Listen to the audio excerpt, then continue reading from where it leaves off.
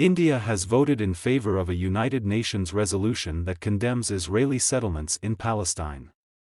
The resolution, condemning settlement activities in occupied Palestinian territory, including East Jerusalem, and in the occupied Syrian Golan, was approved on Thursday.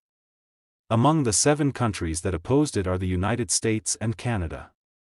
18 countries abstained from the vote. This comes weeks after India abstained from a vote on a UN resolution calling for immediate, durable and sustained humanitarian truce between Israel and Hamas in the Gaza Strip. The war between Israel and Hamas, triggered by the October 7 attacks on Israel, has claimed over 11,000 lives in Gaza. About 1,200 Israelis were killed in the Hamas attacks and over 200 taken hostage. Before proceeding to detailed reports, don't forget to subscribe my channel for getting fast updates about everything. India voted in favor of the amendment and it obtained 88 votes in favor but not the requisite 2/3 majority, the source said, in the absence of the all elements of our approach not being covered in the final text of the resolution, we abstained in the vote on its adoption, the source added. Explaining its decision to abstain in the earlier vote, sources in the government had said India is concerned over the unfolding humanitarian crisis in Gaza but also believes that there can be no equivocation on terror. The resolution in the UNGA did not include any explicit condemnation of the terrorist attacks of October 7.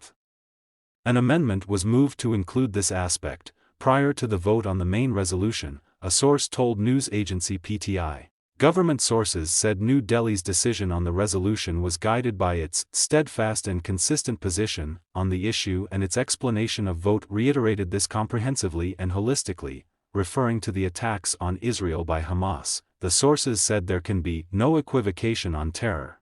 Explaining New Delhi's vote, India's Deputy Permanent Representative, Yojna Patel, had then said, "Our thoughts are also with those taken hostages. We call for their immediate and unconditional release. This humanitarian crisis needs to be addressed. We welcome the international community's de-escalation efforts and delivery of humanitarian assistance to the people of Gaza. India too has contributed to this effort," she had said.